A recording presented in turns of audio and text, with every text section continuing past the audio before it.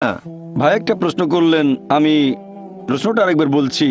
আপনি বললেন যে ঈশ্বর ভালোবাসেন আর মানুষ ঈশ্বরকে ভালোবাসেন, আর ঈশ্বরকে ভালোবাসলে যে সব গুণের কথা বলেছিলাম, সততা, দানশীলতা, এগুলো অটোমেটিক্যালি চলে আসবে।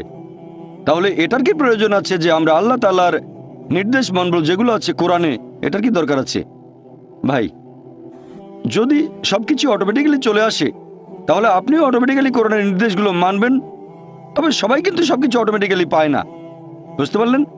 তাহলে আল্লাহ যেটা চান, আপনি যদি সৃষ্টিকর্তাকে ভালোবাসেন, যেমন ধরেন আমি বললাম আমার মাকে আমি ভালোবাসি, আমি আমার মাকে ভালোবাসি। আমার মা আমাকে বলল, বাচ্চা আমার মিথ্যে বলো না। আমি বললাম মাকে ভালোবাসি, কিন্তু মিথ্যে বললে ক্ষতি কি? আমার মা বলল, আমাকে এক গ্লাস পানি দাও। মা, তোমাকে খুব ভালোবাসি, তোমাকে পানি খাওয়াতে পারবো না। আমি অসুস্থ, কয়েকটা ট্যাবলেট এনে দাও। মা, আমি তোমাকে খুব ভালোবাসি। যদি আমার মায়ের নির্দেশগুলো না মেনে চলি তাহলে এই ভালোবাসা দিয়ে কি হবে? এটা মূল্যহীন, শুধু মুখের কথা। সেজন্য আল্লাহ পবিত্র কোরআনে বলেছেন সূরা আনকাবুত অধ্যায় নম্বর 29 আয়াত নম্বর 2, যদি শুধু মুখে বলো ঈমান এনেছি, আল্লাহ তোমাদের পরীক্ষা করবেন। যদি বলেন আল্লাহকে ভালোবাসেন, আমি আল্লাহকে ভালোবাসি, আল্লাহ এতে ছেড়ে দেবেন না, অবশ্যই পরীক্ষা করবেন। শুধু যদি বলেন আল্লাহকে ভালোবাসি, শুধু যদি বলেন ঈমান এনেছি, আল্লাহকে বিশ্বাস করি, অবশ্যই আল্লাহ আমাদের পরীক্ষা করবেন। তাহলে এই জীবন একটা পরীক্ষা। এরপর যখন পরীক্ষা দিতে যাবেন, আপনি যদি সেই পরীক্ষার নিয়ম কানুন না জানেন তাহলে সমস্যা হবে। যেমন ধরেন, আপনি একটা পরীক্ষা দিতে বসবেন, প্রথমে আপনি দেখবেন সেই পরীক্ষার সিলেবাসটা কি, তারপর সেই সিলেবাস অনুযায়ী পড়বেন। এখন আল্লাহ বেশ কিছু কথা বলেছেন, আমি আপনার সঙ্গে একমত। কিছু জিনিস বা গুণ যেমন সততা, দানশীলতা, এগুলো মানুষের ভেতরে থাকে, আল্লাহ এগুলো দিয়েছেন। তবে অনেক কিছুই তো আমরা জানি না। মদপান না করাটা ভেতরে থাকে না, দানশীলতার ব্যাপারটা মানুষের ভেতরে থাকে, মানে থাকতে পারে। যেমন কাউকে অত্যাচার করলে আপনার খারাপ লাগতে পারে, কিছু জিনিস আমাদের ভেতরে থাকে। জুয়া না খেলাটা ভেতরে থাকে না। তাহলে কিছু জিনিস ভেতরে আছে আর কিছু নেই। আমাদের যেটা করতে হবে, আমরা আল্লাহ সুবহানাহু ওয়া তাআলার নির্দেশগুলো সব মেনে চলবো। আর আল্লাহ বলেছেন এই জীবন একটা পরীক্ষা। তাহলে আপনি যদি আল্লাহর আদেশগুলো পড়ে না দেখেন, পরীক্ষা পাশ করবেন কিভাবে? আমি কেন এই কোরআন পড়তে বলছি? কারণ এই হলো একমাত্র বই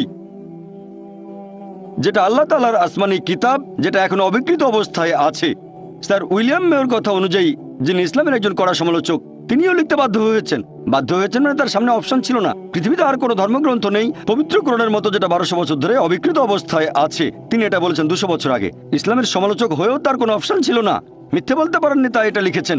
আপনারা যদি আল্লাহ সুবহানাহু ওয়া তাআলার সবগুলো আসমানি কিতাব একটু ভালো করে দেখেন, আল্লাহ অনেক ওহী পাঠিয়েছেন। আমরা এরকম 4টার নাম জানি: তাওরাত, জাবুর, ইনজিল আর কোরআন। তাওরাত হলো সেই আসমানি কিতাব যেটা নাজিল হয়েছিল মুসা আলাইহিস সালামের উপর। জাবুর হলো সেই আসমানি কিতাব যেটা নাজিল হয়েছিল দাউদ আলাইহিস সালামের উপর। ইনজিল হলো সেই আসমানি কিতাব যেটা নাজিল হয়েছিল যিশু আলাইহিস সালামের উপর। আর কোরআন হলো সেই আসমানি কিতাব যেটা নাজিল হয়েছিল সর্বশেষ চূড়ান্ত নবী মুহাম্মদ সাল্লাল্লাহু আলাইহি সাল্লামের উপর। আর আল্লাহ পবিত্র কোরআনে বলেছেন সূরা রদ অধ্যায় 13 আয়াত নম্বর 38, আমি প্রত্যেক যুগে ওহী প্রেরণ করেছি।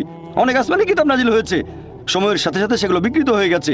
একমাত্র যে আসমানি কিতাব এখন অবিকৃত অবস্থায় আছে সেটা পবিত্র কোরআন। সেজন্য আমি বলেছি, যদি আল্লাহর সত্যিকারের আদেশগুলো মেনে চলতে চান তাহলে কোরআন পড়েন। আর আপনি যদি হিন্দু হন, জিজ্ঞেস করতে পারেন এটা কিভাবে প্রমাণ করবেন। সেজন্য আমার লেকচার শুনবেন, অনুষ্ঠিত হবে 18 জানুয়ারি রবিবার, সিমিলারিটিজ বিটুইন হিন্দুইজম অ্যান্ড ইসলাম। এর মাইকে। আমার নাম প্রসন্ন, এমবিবিএস এর ছাত্র। স্যার, আপনি বললেন যে প্রয়োজন ছাড়া পশু হত্যা করা ঠিক না, টার্গেট প্র্যাকটিস বা শিকারের জন্য। বর্তমানে পৃথিবীতে একজন মানুষ ভেজিটেরিয়ান হয়েও সুস্থভাবে আর সুন্দরভাবে থাকতে পারে। তাহলে শুধুমাত্র খেতে সুস্বাদু বলে এই পশুদের হত্যা করা আপনার মতে সঠিক না ভুল? ভাই, প্রসন্ন খুব সুন্দর প্রশ্ন করেছেন আর টপিকের সাথে খুবই প্রাসঙ্গিক। আমি আমার লেকচারে বলেছি পশু পাখি হত্যা করা উচিত না, তারা আল্লাহর সৃষ্টি, যদি না খাওয়ার প্রয়োজন হয়। টার্গেট প্র্যাকটিস করবেন না। তাহলে মুসলিমরা কেন পশু হত্যা করে? ভেজ খেয়ে সুস্থ থাকতে পারে আপনার মতে, এমবিবিএস এর একজন ছাত্র। তাহলে শুধু ভালো স্বাদের জন্য কেন প্রাণী হত্যা? ভাই, 1 নম্বর পয়েন্ট, একজন মুসলিম পুরো ভেজিটেরিয়ান হয়েও খুব ভালো মুসলিম হতে পারে। কোরআনের কোনো আয়াত বা কোনো হাদিস বলছে না যে এটা বাধ্যতামূলক, এটা ফরজ ননভেজ খাওয়া, পশুর মাংস। ভেজিটেরিয়ান হয়েও আপনি খুব ভালো মুসলিম হতে পারেন। তবে আল্লাহ সুবহানাহু ওয়া তাআলা পবিত্র কোরআনে বলেছেন সূরা মাইদা অধ্যায় নম্বর 5 আয়াত নম্বর 1, তোমাদের জন্য খাদ্য সব চতুষ্পদ প্রাণী যেগুলো তোমাদের জন্য হালাল, সেই সব চতুষ্পদ তোমাদের জন্য হালাল, উল্লেখিত পশুগুলো বাদে। আল্লাহ বলেছেন সূরা নাহাল অধ্যায় নম্বর 16 আয়াত নম্বর 5 যে আল্লাহ তোমাদের জন্য চতুষ্পদ জন্তু সৃষ্টি করেছেন যাতে তোমরা তাদের মাংস খেতে পারো। পবিত্র কোরআনে সূরা মুমিনুন অধ্যায় 23 আয়াত 21 যে নিশ্চয়ই গবাদি পশু তোমাদের জন্য একটি নিদর্শন, কারণ তাদের শরীরের ভেতর থেকে তোমাদের জন্য দুধ উৎপাদন করি, এতে তোমাদের জন্য উপকারিতা আছে, আর এদের মাংস তোমরা খেতে পারো। সৃষ্টিকর্তা আল্লাহ সুবহানাহু ওয়া তাআলা আমাদের অনুমতি দিয়েছেন এই মাংস আমরা খেতে পারবো, তাহলে আমরা কেন খাবো না? এবার আপনার যুক্তিটাতে আসি যে এই গবাদি পশুর মাংস, আপনি তো এমবিবিএস এর ছাত্র, আমিও মেডিকেল ডাক্তার, এমবিবিএস পাশ করেছি। এমবিবিএস এর ছাত্র হিসেবে এটা হয়তো পড়েছেন, আমি জানি না, ফার্স্ট ইয়ারে পড়ে থাকতে পারেন আপনি, যে কিছু অ্যামিনো অ্যাসিড আমাদের শরীরে সংশ্লেষিত হয় না, এগুলোকে বলা হয় এসেনশিয়াল অ্যামিনো অ্যাসিড। এরকম 8টা অ্যামিনো অ্যাসিড, এখন এই 8টা অ্যামিনো অ্যাসিড খাবারের মাধ্যমে সরবরাহ করা হয়। খাবারের মাধ্যমে সরবরাহ করা না হলে শরীরে ক্ষতি হতে পারে। পৃথিবীর কোনো ভেজিটেবলে আপনি এই 8টা অ্যামিনো অ্যাসিডের সবগুলো পাবেন না, এরকম নেই। একমাত্র যে খাবার এই 8টা অ্যামিনো অ্যাসিডের সবগুলো সরবরাহ করে থাকে সেটা হচ্ছে মাংস, মাছ, মাংস জাতীয় খাবার। মাংস জাতীয় খাবারে থাকে প্রচুর প্রোটিন, অনেক ভিটামিন, প্রচুর আয়রন থাকে, এটা স্বাস্থ্যকর। তবে আমি জানি যে আপনি ননভেজ খাবার না খেয়েও স্বাস্থ্যবান থাকতে পারবেন, অবশ্যই এটা সম্ভব। আপনি সুষম খাদ্য খেলেন, নিয়মিত চেক আপ করালেন ইত্যাদি, সম্ভব বলছি না স্বাস্থ্যবান হতে পারবেন না, তবে খাবারটা যখন স্বাস্থ্যকর তখন খাবেন না কেন? অনেকে এখানে কারণ দেখায় যে আমরা পশুদের কষ্ট দিচ্ছি, এ ব্যাপারে পরে বলছি।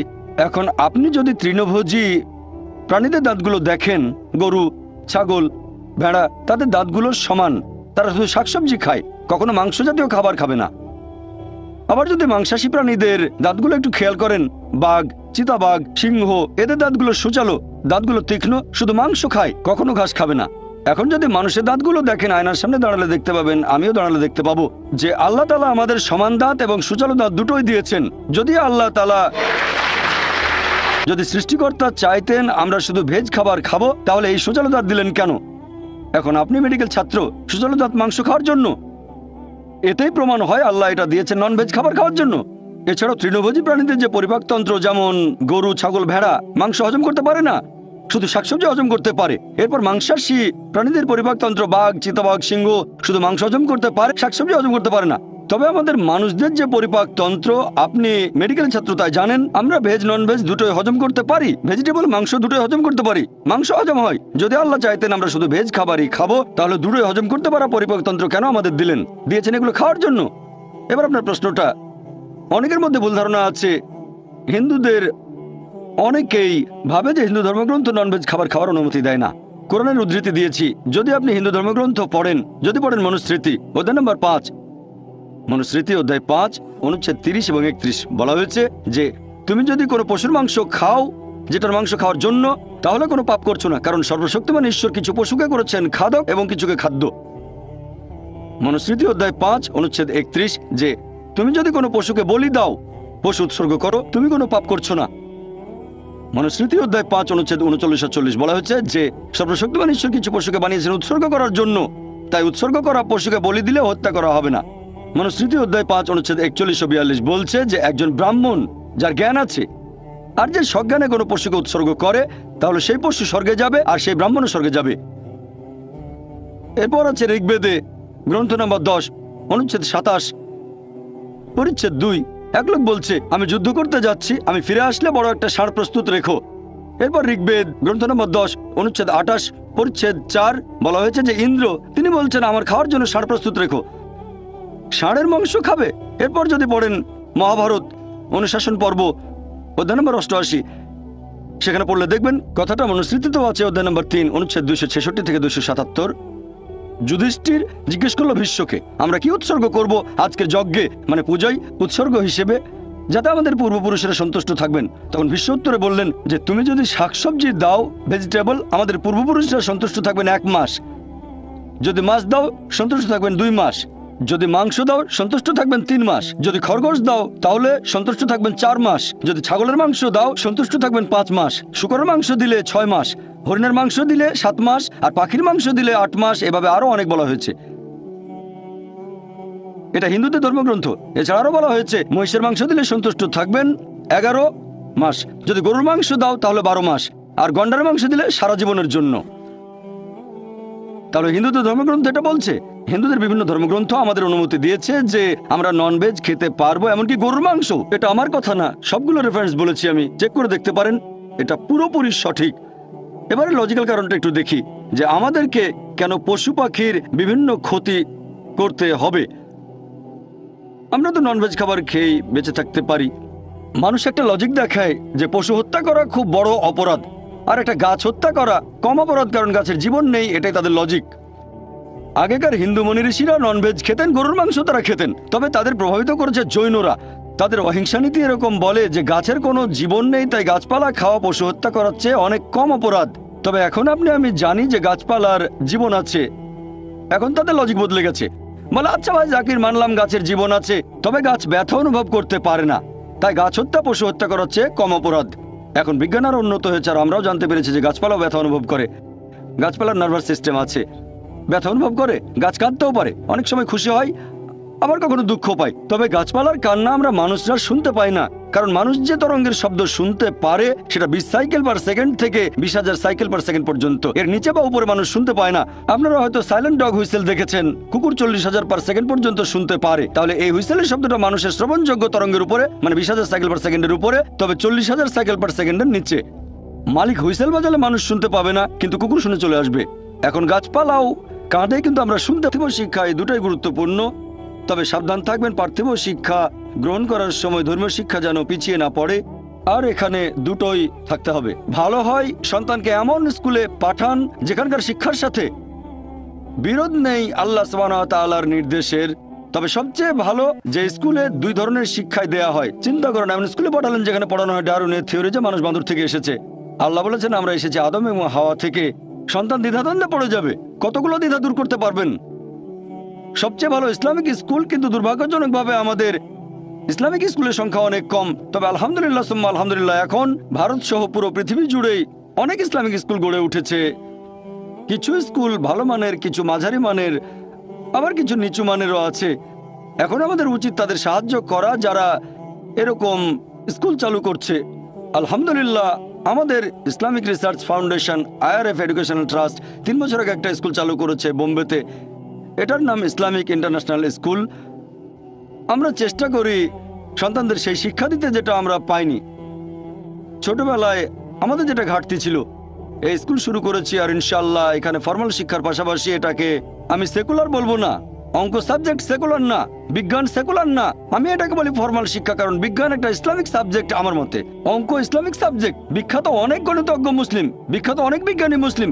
তাই আমি বিজ্ঞানকে সেকুলার শিক্ষা বলবো না, আমি এটাকে অমুসলিমদের কাছে বলবো ফর্মাল শিক্ষা, মুসলিমদের কাছে বলবো এটা ইসলামিক সাবজেক্ট। তবে সঠিকভাবে শেখাতে হবে, বৈজ্ঞানিক ফ্যাক্ট, কোনো অনুমান বা থিওরি না, যেমন ডারউইনের থিওরি ইত্যাদি। তাহলে আমাদের সন্তানদের সঠিক পরিবেশ দেওয়াটা গুরুত্বপূর্ণ। খেয়াল রাখবেন যেন সঠিক শিক্ষা পায়, এটাই সবচেয়ে ভালো। যদি এমন কোনো স্কুলে সন্তানকে পাঠান যারা ভুল জিনিস শিক্ষা দেয়, তারপর আপনি আবার বাসায় তাকে আল্লাহ সুবহানাহু ওয়া তাআলা সম্পর্কে বললেন, ধর্ম সম্পর্কে বললেন, বোন এটা আগুন নিয়ে খেলা, আমি বলবো কোনো ইসলামিক স্কুলে দেন, আশা করি উত্তরটা। আজকে এখানে আসতে পেরে খুব ভালো লাগছে, যদিও আমি একজন অমুসলিম। পবিত্র বাইবেলের ওল্ড টেস্টামেন্টে একথা বলা আছে যে ঈশ্বর রাত এবং দিন সৃষ্টি করলেন একেবারে প্রথম দিনে। তারপরে ঈশ্বর সৃষ্টি করলেন সূর্য এবং চাঁদ। সূর্য যদি না থাকে তাহলে দিন আর রাত কিভাবে আসবে? একইভাবে পবিত্র কোরআনে বলা হয়েছে যে সূর্য পৃথিবীর চারপাশে ঘুরে। এটা আছে 21 অধ্যায়ের 22 নম্বর আয়াতে।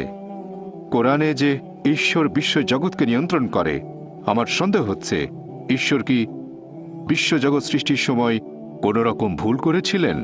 আর আমার মতে পবিত্র বাইবেল আর কোরআনের এই কথাগুলো আধুনিক বিজ্ঞানের বিরুদ্ধে। একটু ব্যাখ্যা করেন ভাই। আপনার নামটা বলবেন, আর কোরআনের ব্যাপারে যেটা বললেন আমি ঠিক মতো শুনতে পাইনি। প্রথমে আপনার নাম, আর কোরআন যে কথাটা বলছে যে সূর্য, কোরআনের সূরা নম্বর 6 6 নম্বর সূরা কি সূর্য প্রদক্ষিণ করে? আপনি বললেন 21-22 অধ্যায় 21 আয়াত 22 অধ্যায় নম্বর 21 আয়াত 22 যে সূর্য প্রদক্ষিণ করে। না, সম্ভবত এটা 6 নম্বর সূরাতে। আচ্ছা, তবে 21 নম্বর অধ্যায়ের 22 নম্বর আয়াত বলছে ঈশ্বর বিশ্ব জগৎ নিয়ন্ত্রণ করেন। হ্যাঁ, আপনার মতে এটা বিজ্ঞানের বিপক্ষে যায়। হ্যাঁ ভাই, আপনি প্রশ্ন করলেন, বললেন যে খ্রিস্টানদের বাইবেল পড়েছেন আর বাইবেলের কয়েকটা অনুচ্ছেদ উল্লেখ করলেন। এরপর কোরআনের ব্যাপারে রেফারেন্সটা আপনি বলেননি।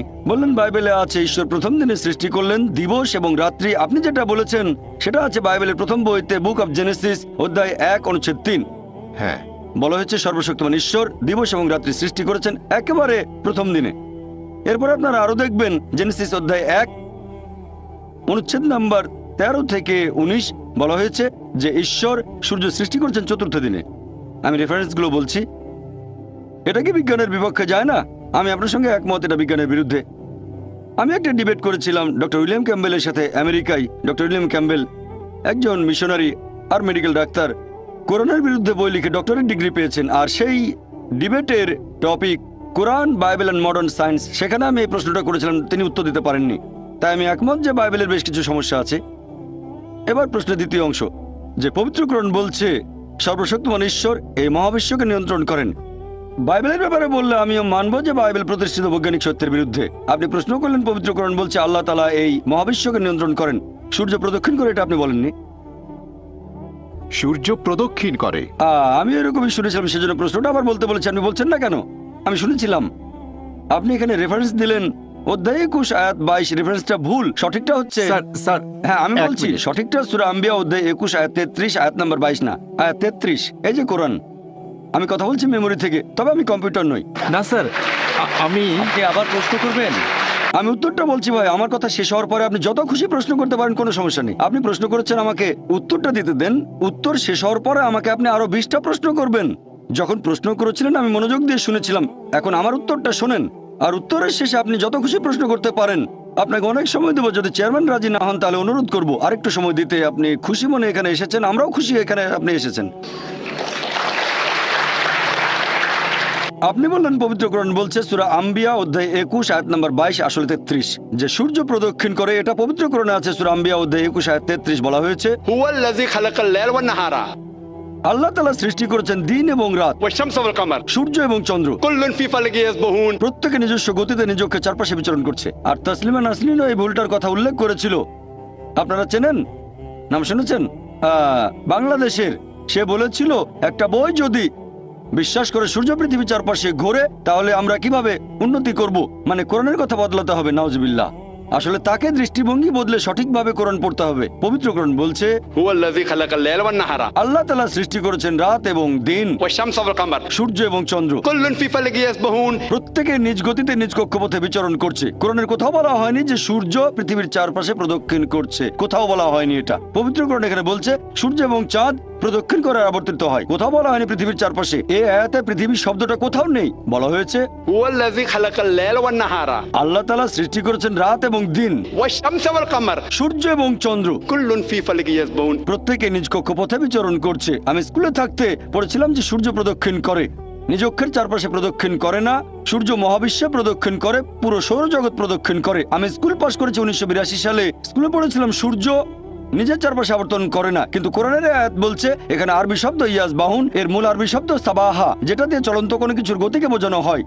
এই সাবাহা শব্দটা দিয়ে যদি মেঝের উপর থাকা কাউকে বোঝায়, তার মানে এই না যে গড়াচ্ছে, সে হাঁটছে এবং দৌড়াচ্ছে। যদি এই শব্দটা দিয়ে পানিতে থাকা কোনো লোককে বোঝানো হয়, তার মানে এই না যে সে ভাসছে, এর মানে সাঁতার কাটছে। আর আল্লাহ যখন এই শব্দটা দিয়ে গ্রহ নক্ষত্র বোঝাচ্ছেন, তার মানে এই না যে সেগুলো উঠছে, এর মানে সেগুলো নিজ অক্ষের চারপাশে আবর্তন করছে। তাহলে কোরআন বলছে যে সূর্য এবং চন্দ্র প্রদক্ষিণের পাশাপাশি তারা নিজ অক্ষের চারপাশে প্রদক্ষিণ করে। যখন কোরআন পড়লাম তখন ভাবলাম যে স্কুল বইয়ে ভুল পড়েছি আমরা, সূর্য আবর্তিত হয় না। এখন বিজ্ঞান আর উন্নত হয়েছে, তাই আমরা জানি একটা টেবিলের উপর সূর্যের প্রতিবিম্বকে ধরে রাখলে সেখানে দেখতে পাবো সূর্যের কিছু কালো স্পট আছে। আর এই কালো স্পটগুলো আনুমানিক 25 দিনে একবার সম্পূর্ণ ঘুরে আসে। তার মানে সূর্য আনুমানিক 25 দিনে নিজের চারপাশে একবার ঘুরে আসে। তাহলে স্কুলে যা শিখেছিলাম 1982 সালে, এখনকার বিজ্ঞান বলছে তা ভুল। কোরআন এই কথাটা কিন্তু 20 বছর আগে বলেনি, বলেছে 1400 বছর আগে। আমি স্কুলে যা পড়েছিলাম 20 বছর আগে, পবিত্র কোরআন বলছে যা জেনেছিলাম তা ভুল। প্রথমে শক পেলাম, তারপরে ব্যাপারটা নিয়ে একটু গবেষণা করে দেখলাম যে কোরআনের কথাই সঠিক, কোরআন ভুল বলেনি, আমার বিজ্ঞানের বই ছিল ভুল। আর আমি জানি না এ আয়াতে তাসলিমা নাসরিন পৃথিবী শব্দটা কোথায় পেল। সে কি আরবি জানে, ইংরেজিতে কথা বলতে পারে?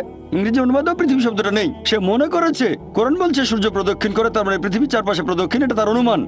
তাহলে তার অনুমানটা ভুল। আলহামদুলিল্লাহ, কোরআন ভুল বলেনি। আর আমি আপনার সঙ্গে একমত যে আল্লাহ সুবহানাহু ওয়া তাআলা এই মহাবিশ্বকে নিয়ন্ত্রণ করেন। আর এই কারণেই ফ্রান্সিস বেকনের মত অনুযায়ী, ফ্রান্সিস বেকন একজন বিখ্যাত দার্শনিক, তিনি বলেছেন বিজ্ঞান সম্পর্কে কম জানলে হবেন একজন নাস্তিক, তবে বিজ্ঞান সম্পর্কে গভীর জ্ঞান থাকলে এক সর্বশক্তিমান ঈশ্বরে বিশ্বাস করবেন। আশা করি উত্তরটা পেয়েছেন। আবারও প্রশ্ন করতে চাইলে করতে পারেন, পাল্টা প্রশ্ন করতে চাইলে করে ফেলেন, আমরা আপনাকে ভালোবাসি।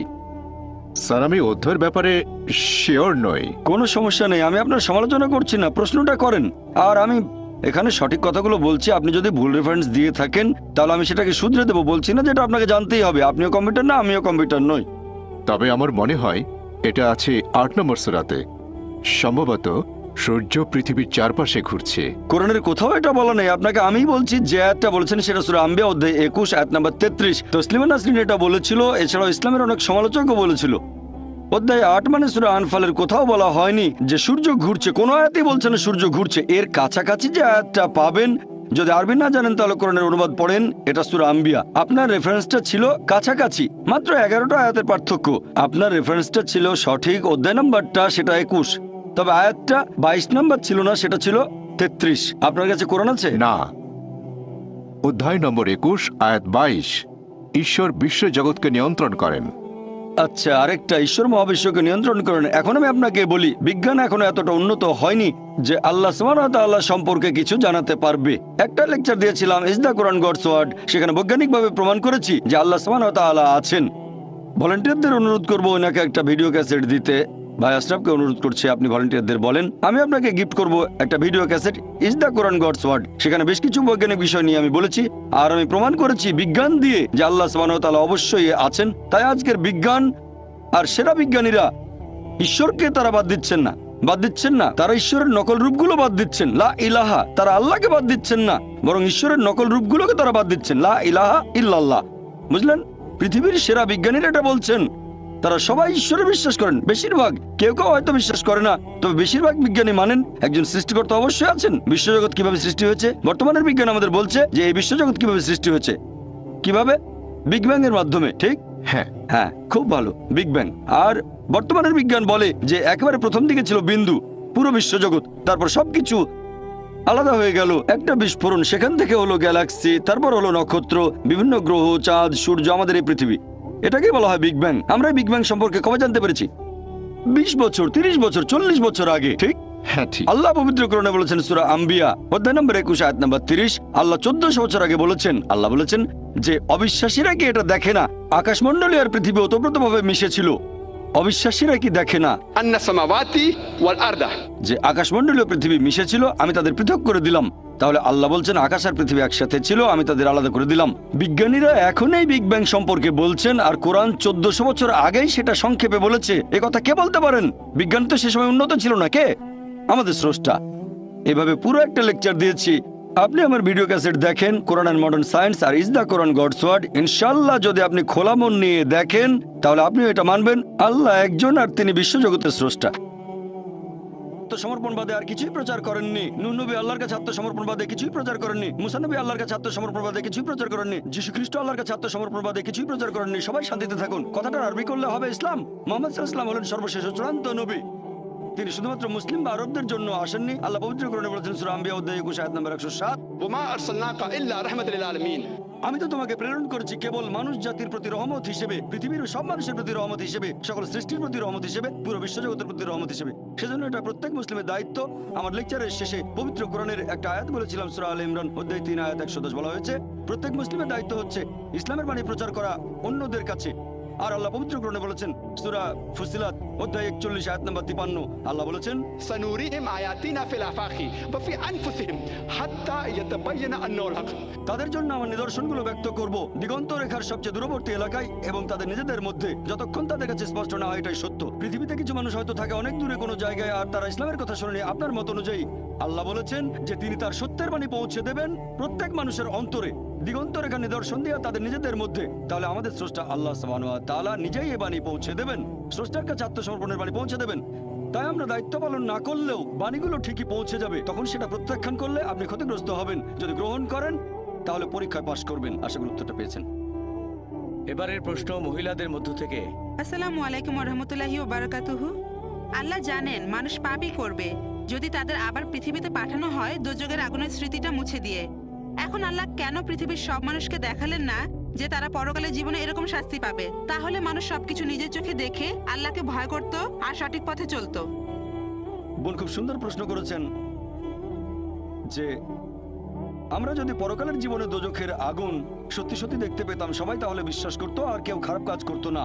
কিন্তু আল্লাহ তাদের ফিরিয়ে নিয়ে স্মৃতি মুছে ফেলবেন না, কারণ তাহলে তারা আবার একই ভুল করবে। আল্লাহ তাদের এখানে দেখাচ্ছেন না কেন? খুব সুন্দর প্রশ্ন বোন। আল্লাহ এখানেও কিছু নিদর্শন দেখান। আল্লাহ পবিত্র কোরআনে বলেছেন দোজখের আগুন সম্পর্কে, কিন্তু অনেকে বলে আরে দোজখে কে যাবে, আগুন তো নাও থাকতে পারে। আমরা মনে করি বেশ, আবার কোথায় এ ব্যাপার নিয়ে পরে চিন্তা ভাবনা করবো। আরে এটা বিশ্বাস করি না, যদিও আল্লাহ বলেছেন, তবে আমরা সেটা বিশ্বাস করি না। এরপর ট্রেলার, আল্লাহ আপনাকে ট্রেলার দেখাবেন, মানে হাইলাইটস এখানেই। যেমন ধরেন এইডস, আল্লাহ পবিত্র কোরআনে বলেছেন তিনি আগে শাস্তি দিয়েছেন অনেক জাতিকে, অনেক কম বা সম্প্রদায়কে তিনি পুরোপুরি ধ্বংস করে দিয়েছিলেন কমে লুত, এছাড়া অনেক কম।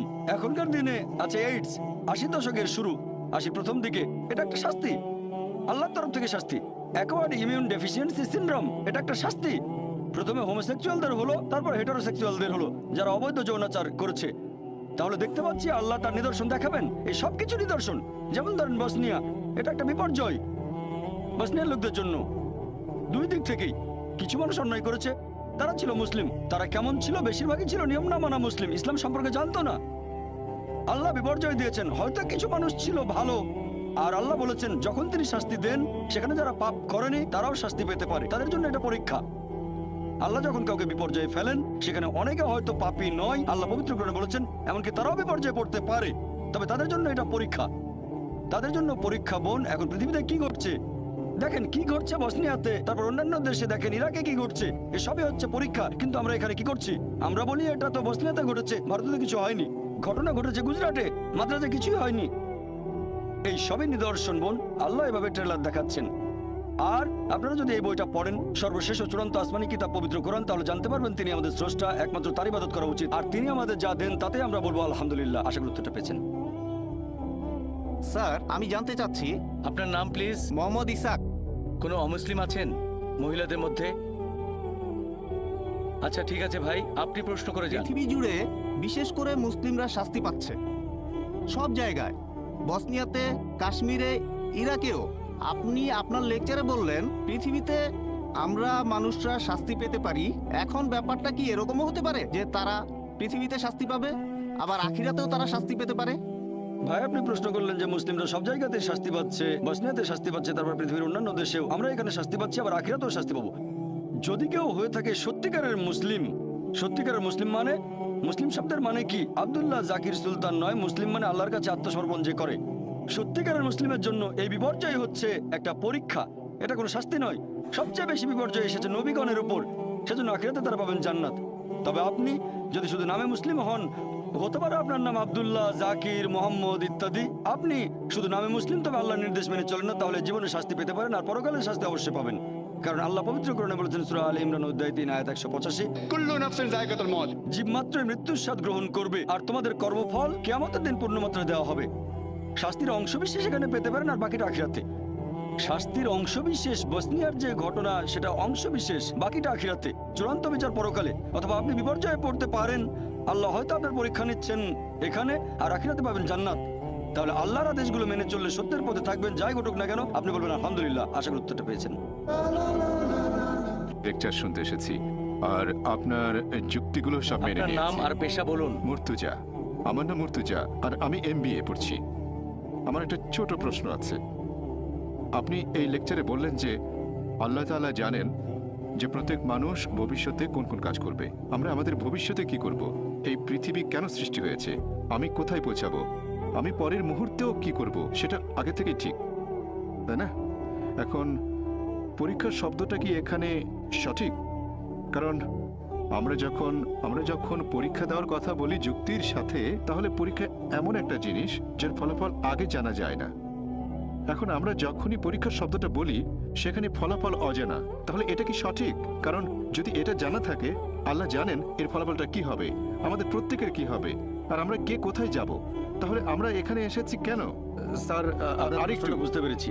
একবার একটা প্রশ্ন প্লিজ। না, এই প্রশ্নটাই শেষ করতে চাই। প্রশ্নটা কমপ্লিট করবেন। হ্যাঁ, আর ছোট একটা লেকচার ধরেন দিয়ে ফেললেন। আপনি একজন বিজ্ঞানী, আপনি কেন একটা গবেষণা করবেন, কিন্তু আপনি জানেন ফলাফলটা কি, তাহলে এখানে এই গবেষণা করার প্রয়োজন কি? ভাই, আপনি প্রশ্ন করলেন, ইনশাআল্লাহ অমুসলিম ভাই বোনদের প্রশ্ন করার সুযোগ দেন। আমরা অমুসলিমদের প্রশ্নের উত্তর দিতে চাই। ভলান্টিয়ারদের বলবো অমুসলিমদের সামনে নিয়ে আসেন। কোনো অমুসলিম থাকলে আপনারা লাইন ভেঙে সামনে আসেন, আমাকে প্রশ্ন করতে পারেন, আমরাও সেটা চাই। ভাই মুর্তজা প্রশ্ন করলেন, যখন কোনো একটা পরীক্ষা নেওয়া হয়, ফলাফল আগে থেকে জানা থাকে না। ফলাফল জানা থাকলে পরীক্ষা হলো কোথায়? একটা সায়েন্টিফিক টেস্টের রেজাল্ট আগে জানা থাকে না, রেজাল্ট আগে জানলে পরীক্ষাটা হলো কোথায়? সুন্দর প্রশ্ন। কেউ আল্লাহকে পরীক্ষা করবে না। আল্লাহ সব ফলাফল জানেন, তবে আল্লাহ এই পরীক্ষাটা দিচ্ছেন না, পরীক্ষা দিতে হবে আমাদের। আমি আগে ফলাফল জানি না, আমি আমার ফলাফলগুলো জানি না, আমি জানি না বেহেশতে যেতে পারবো কিনা। যদি জানতাম বেহেশতে যাবো তাহলে আজকে কষ্ট করে মাদ্রাজে আসতাম না। এই পৃথিবীর বিভিন্ন দেশে যায়, আমার অনেক পরিশ্রম হয়, আমি তো জানি না আমার জন্য বেহেশত নিশ্চিত কিনা। যদি জানতাম নিশ্চিত বেহেশতে যাবো তাহলে খালি খালি কেন ডাক্তারি ছেড়ে দিয়ে দাওয়া দেবো? আমি জানি না, আমি নিশ্চিত না যে বেহেশতে যেতে পারবো কিনা। আমি আল্লাহ তাআলার কাছে দয়া প্রার্থনা করছি, আমাকে দয়া করো, বেহেশতে দাখিল করো। আমি আল্লাহ তাআলার কাছে দোয়া করছি, এভাবে বলবো না যে আমি খুব ভালো দায়িতা বেহেশতে চলে যাব। যে মানুষটা পরীক্ষা দিচ্ছে সে আগে থেকে ফলাফল জানে না। আপনি জানেন না বেহেশতে যাবেন না দোজখে, আমিও জানি না, তবে আল্লাহ জানেন। আমি আমার লেকচারে একটা উদাহরণ দিয়েছিলাম। একজন টিচার যখন পরীক্ষা নিচ্ছেন, অনেক সময় টিচার ফলাফলটা অনুমান করতে পারেন। টিচার জানেন এই ছাত্র পরীক্ষায় ফার্স্ট হবে, তারপরে এই ফেল করতে পারে। তাহলে কি বলবেন যে আমি পরীক্ষা দিতে যাব না? পরীক্ষা দেবেন আপনি, টিচার পরীক্ষা দেবেন না। এখন বিজ্ঞানী যখন কিছু গবেষণা করেন, সেই বিজ্ঞানী আগে থেকে ফলাফলটা জানেন না, সেজন্য তিনি গবেষণা করেন। আল্লাহ সুবহানাহু ওয়া তাআলা কোনো বিজ্ঞানী নন, আমাদের নিয়ে গবেষণাও করছেন না। এটা ভুল ধারণা। আল্লাহ আমাদের নিয়ে এক্সপেরিমেন্ট করছেন না। আল্লাহ সুবহানাহু ওয়া তাআলা আমাদের স্রষ্টা, বিশ্বজগতের স্রষ্টা। তিনি দুনিয়াতে সৃষ্টি করেছেন আমাদেরকে, এই মানুষকে, যাদের রয়েছে স্বাধীন ইচ্ছা, তিনি জানেন। এখন তিনি আমাদের এই পৃথিবীতে জীবন দিয়েছেন, কারণ যদি তিনি এভাবে আমাদের পরীক্ষা না করেন তাহলে শেষ বিচারের দিনে আপনি আল্লাহ তাআলাকে প্রশ্ন করবেন, আমাকে কেন দুজকে পাঠালেন? যদি আল্লাহ দুজকে পাঠান, এটা আল্লাহ জানেন, আমি জানি না, তাহলে এটা পরীক্ষা। আর আমি আমার লেকচারে বলেছি যে আল্লাহ সুবহানাহু ওয়া তাআলা সুবিচার করেন। এখানে আল্লাহ কোনো রকম পরীক্ষা দিচ্ছেন না, আমাদেরকে আল্লাহর কোনো প্রয়োজন নেই। আল্লাহ এমনিতেই সবচেয়ে মহান, আমরা এখানে পরীক্ষা দিচ্ছি আর আমরা ফলাফলটা জানি না। যেহেতু ফলাফল জানি না, সেজন্য আমরা যথাসাধ্য চেষ্টা করছি। আর আমরা আল্লাহ তাআলার কাছে দোয়া করব, তিনি যেন আমাদের দয়া করেন, আমাদের ক্ষমা করেন, বেহেশতে দাখিল করেন। আমিন। এবারে পরের প্রশ্ন পুরুষদের মধ্য থেকে। আমার নাম শক্তিবেল, এমআইটিতে বিটেকের ছাত্র। স্যার, আপনি বললেন ঈশ্বর বলেছেন আমি সব পাপ ক্ষমা করব, কিন্তু আমার সাথে শরীক করাকে ক্ষমা করব না। শুধুমাত্র ইসলামের অনুসারীরা আল্লাহকে মেনে চলে, আর অন্যান্য ধর্ম যেমন হিন্দুইজমে আমরা আল্লাহকে মেনে চলছি না। তাহলে আপনার দৃষ্টিতে আমরা পাপী? ভাই প্রশ্ন করলেন যে আল্লাহ যে কোনো অপরাধ ক্ষমা করতে পারেন যদি তিনি চান। এমন না যে ক্ষমা করবেনই, এমন না যে আল্লাহকে বিশ্বাস করলে আপনি যে কোনো পাপ করতে পারেন। তিনি চাইলে অবশ্যই ক্ষমা করতে পারেন, তবে শিরক করার অপরাধ কখনো ক্ষমা করবেন না। এখন অমুসলিমরা আল্লাহকে বাদ দিয়ে অন্য কারো উপাসনা করে। আল্লাহ মানে সত্যিকারের একজন ঈশ্বর, তাকে যে কোনো নামে ডাকতে পারেন। আল্লাহ কোরআনে বলেছেন সূরা ইসরা অধ্যায় 17 আয়াত নাম্বার 110, ওলিদুল্লাহ আবিদুর রহমান আয়ামা তাদু ফালাল আসমাউল হুসনা। তোমরা তাকে আল্লাহ নামে ডাকো অথবা রহমান, যে নামেই ডাকো সকল সুন্দর নামসমূহ তো তারই, তবে নামটা হতে হবে সঠিক। কাউকে জন্ম দেননি, কেবলমাত্র একজন। যদি একমাত্র আল্লাহর ইবাদত করেন, তাকে যে নামেই ডাকেন হতে হবে সুন্দর নাম। সঠিক ধারণা হলে সমস্যা নেই। কিন্তু যদি অন্য কারো উপাসনা করেন, যদি কাউকে শরীক করেন, যেমন অনেকে বলে যীশু খ্রিস্ট ভাই সাল্লাল্লাহু আলাইহি ওয়াসাল্লাম হলেন ঈশ্বর, আমরা বিশ্বাস করি তিনি আল্লাহ তাআলার রাসূল, যদি তাকে ঈশ্বর বলেন তাহলে সেটা শুধু পাপই নয়, সবচেয়ে গুরুতর পাপ। পবিত্র কোরআন অনুযায়ী, আমার কথা নয়, কোরআন বলছে সূরা নিসা অধ্যায় 4 আয়াত নাম্বার 48, সূরা নিসা অধ্যায় 4 আয়াত নাম্বার 116। শুধু যে কোরআন বলছে তাই নয়, বাইবেলে কথা বলছে। এমনকি বাইবেলেও বলা আছে, সর্বশক্তিমান ঈশ্বর বলেছেন, বুক অব ডিউটেরোনমি অধ্যায় 5 অনুচ্ছেদ 7 থেকে 9, তোমরা সর্বশক্তিমান ঈশ্বরের কোনো প্রতিমা তৈরি করবে না, এটা পাপ। এমনকি ঋগ্বেদও বলছে এটা একটা পাপ। যজুর্বেদ অধ্যায় 32 অনুচ্ছেদ 3 বলছে এটা পাপ। তাহলে শুধু কোরআন একাই বলছে না এটা পাপ, এমনকি হিন্দু ধর্মগ্রন্থ বলছে এটা পাপ। ধরো একজন মুসলিম বললো আমি আল্লাহকে বিশ্বাস করি, তারপর ইবাদত করা শুরু করলো মুহাম্মদ সাল্লাল্লাহু আলাইহি ওয়াসাল্লামকে, নাউজুবিল্লাহ। এটা উদাহরণ দিচ্ছি। সে বললো আমি আল্লাহকে বিশ্বাস করি, তারপর মুহাম্মদ সাল্লাল্লাহু আলাইহি ওয়াসাল্লামকে ইবাদত করা শুরু করলো, তাহলে সে বেহেশতে যেতে পারবে না। একইভাবে কোন খ্রিস্টান যদি এখন যীশু খ্রিস্টের উপাসনা করে, কিন্তু বাইবেল বলছে উপাসনা করা উচিত না, বেদ বলছে অন্য কারো উপাসনা করবে না, তাহলে আপনাদের বেদ অনুযায়ী আপনি হবেন পাপী, তারপর ভগবদ গীতা অনুযায়ী আপনি হবেন পাপী, তারপর উপনিষদ অনুযায়ী আপনি হবেন পাপী, পবিত্র কোরআন অনুযায়ী আপনি হবেন পাপী, খ্রিস্টানদের বাইবেল অনুযায়ী আপনি হবেন পাপী। আশা করি উত্তরটা পেয়েছেন। আপনার লেকচারটা আমার খুব ভালো লেগেছে। পবিত্র কোরআনে এরকম লেখা আছে যে আল্লাহ যীশু খ্রিস্টকে বলেছেন, তুমি কি তোমার লোকদের বলেছো ট্রিনিটি হিসেবে তোমাকে আর তোমার মাকে উপাসনা করতে? তাহলে এখানে বোঝা যাচ্ছে কোরআন বিশ্বাস করে মেরি আর যীশু ট্রিনিটির অংশ। খ্রিস্টানরা এরকম বিশ্বাস করে না। ভাই খুব সুন্দর প্রশ্ন করেছেন যে পবিত্র কোরআন বলছে যীশু খ্রিস্ট কখনোই বলেননি যে তোমরা আমাকে অথবা আমার মাকে উপাসনা করো। আর কোনো খ্রিস্টানই মা মেরিকে ঈশ্বর মনে করে না। ভাই খ্রিস্টান ধর্ম সম্পর্কে আপনার জ্ঞানটা সীমিত। খ্রিস্টান ধর্মের মধ্যে 1000-এরও বেশি উপদল আছে, 1000 তারও বেশি। আমি সবগুলোর নাম জানি না। এরকম একটা উপদলের নাম হচ্ছে ম্যারিয়ান এক্স। তারা বিশ্বাস করে যে ট্রিনিটি, এখানে 3 জনের মধ্যে একজন হলেন মা মেরি। তারা বিশ্বাস করে মা মেরি ঈশ্বর, যদিও এরা সংখ্যায় অনেক কম। এখন তারা আছে কিনা তাও জানি না। তবে আপনি যদি খ্রিস্টান ধর্মের গ্রন্থগুলো পড়েন, সেখানে এরকম উপদলের কথা আছে যারা বিশ্বাস করতো যে মা মেরি হলেন ঈশ্বর। আশা করি উত্তরটা পেয়েছেন। আমি খ্রিস্টান ধর্মের অনুসারী। এখন পবিত্র বাইবেলের কোনো জায়গায় আমি এরকম দেখিনি যেখানে যীশুখ্রিস্ট বলেছেন যে তোমরা আমার মায়ের উপাসনা করো। এ ব্যাপারে আপনি কি বলেন? ভাই বললেন আপনি নিয়ম মানা খ্রিস্টান, আর আপনি বাইবেলে কোথাও পাননি যেখানে যীশুখ্রিস্ট তার মা মেরিকে উপাসনা করতে বলেছেন। যীশুখ্রিস্ট বাইবেলে এটাও বলেননি যে তোমরা আমার উপাসনা করো, তারপর আপনার উপাসনা করছেন। বাইবেলে যে কথা বলছে কোরআনে সে কথাগুলো বলছে না। কোরআন যেটা বলছে সেটা হলো কিছু লোক মা মেরির উপাসনা করতো, একইভাবে বাইবেলও বলছে। আর আপনি পুরো বাইবেল ঘেটে কোথাও পাবেন না যে যীশুখ্রিস্ট বলেছেন একেবারে পরিষ্কার ভাবে গোটা বাইবেলে একটা অনুচ্ছেদ পাবেন না যেখানে যীশুখ্রিস্ট বলেছেন আমার উপাসনা করো, আমি ঈশ্বর। তারপর খ্রিস্টানরা করে, আপনি করেন না, সেজন্য আলহামদুলিল্লাহ, আপনাকে অভিনন্দন জানাই। যীশুখ্রিস্টকে যদি ঈশ্বর বলে না মানেন তাহলে আলহামদুলিল্লাহ, আপনি ইসলামের আরো কাছে আসলেন।